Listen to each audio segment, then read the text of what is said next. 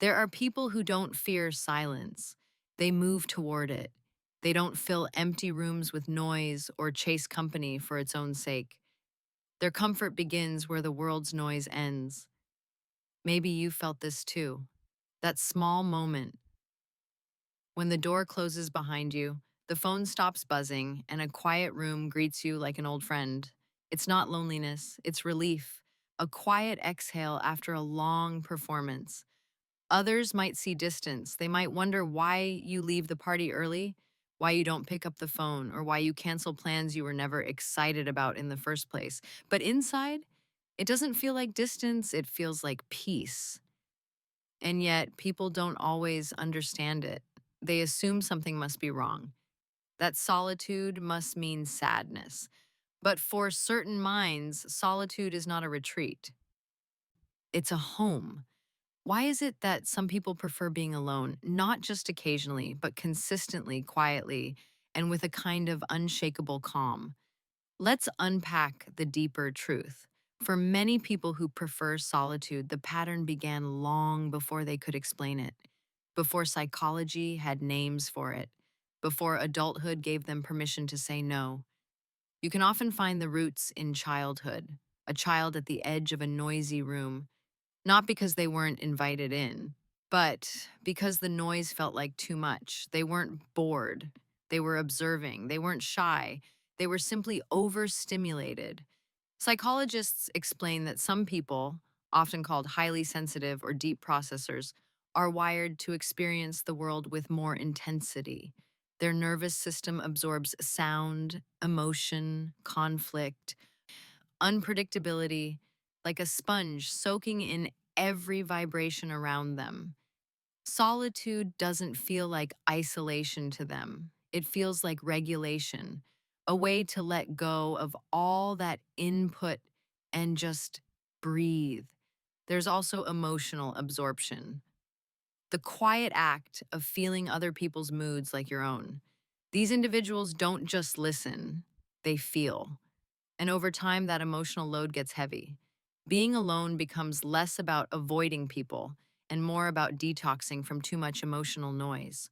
Some people also developed what psychologists call avoidant tendencies, but not in the way pop culture suggests. This isn't about fear of connection. It's about learning early on that emotional needs weren't always safe to express. So instead of reaching outward, they turned inward, not out of fear, but out of self protection, a strategy that became a personality.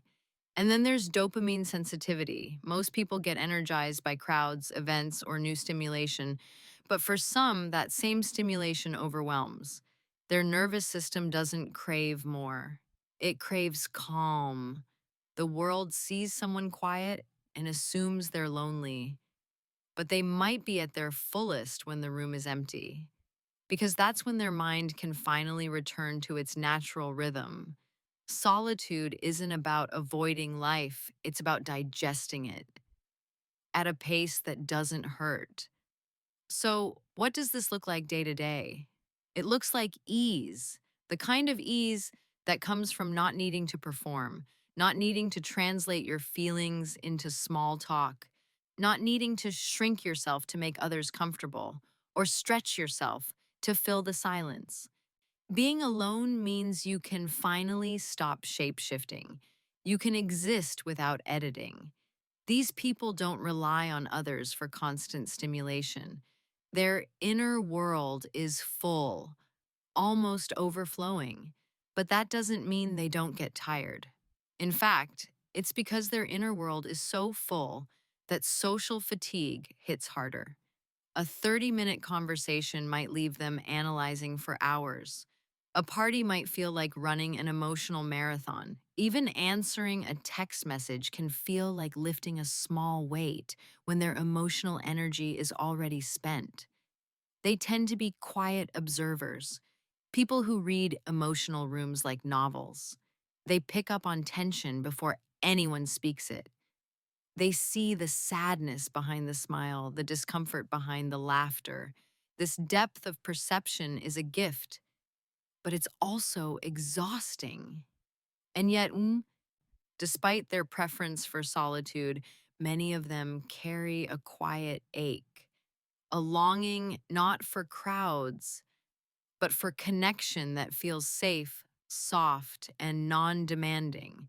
They're not antisocial, they're selectively social. They don't want many people, they want the right people, people who don't drain them just by being there. So when they choose to be alone, it's not rejection, it's a kind of honesty, a quiet truth. I can only connect with you fully if I have enough energy left to be real. Solitude is often misunderstood as emptiness, but for those who embrace it, it's fullness of thought, of clarity, of self, because people who love solitude are often the deep thinkers. They don't skim the surface of life, they sink into it. They process slowly, thoroughly, meaningfully. They have high emotional intelligence, not because they talk the most, but because they listen the deepest. They don't just hear words, they hear tone, tension, timing, subtext. They understand what others don't say, they notice what others miss. In solitude, their creativity thrives, their ideas grow roots, their emotions untangle themselves. They've cultivated an inner life that doesn't depend on applause. They can sit in silence and feel full. They can walk alone and still feel held. And perhaps most powerfully, they know how to love without losing themselves. They can form deep bonds without codependence. They can care without clinging. They value authenticity over performance. They want presence, not popularity. Stillness, like it's not spectacle. When they avoid certain spaces or people, it's not out of judgment. It's out of self respect. They've spent too many years pretending to fit where they didn't belong. Now they choose clarity over noise. Solitude isn't the absence of connection, it's the foundation for choosing connection that honors their truth. So if you're someone who prefers being alone, hear this. You're not broken, you're not cold, you're not distant. You're someone whose nervous system has a different rhythm, someone who finds peace where others find boredom. You've built a sanctuary inside yourself, a place not everyone gets to enter. And that's not selfish, that's sacred. Solitude becomes unhealthy only when it replaces connection. But when it protects your energy, your peace, your clarity, it's medicine. You can love people and still need space. You can value connection and still crave quiet. You can be kind without being constantly available. You can be present without always being seen. The truth is, life speaks loudest in the quiet. And if you found a way to hear it, to hear yourself, then you've already found something most people are still searching for. Solitude is not the absence of life. It's the space where your life becomes audible again. Do you feel most yourself when you're alone? Do people misunderstand your silence? Does solitude feel more like home than any crowded room? If this story resonated, remember to like the video, subscribe, press the bell icon, and share it with someone who might need it. Our other stories should be appearing on your screen now. Watch them next, and I'll see you tomorrow at the same time with a brand new video.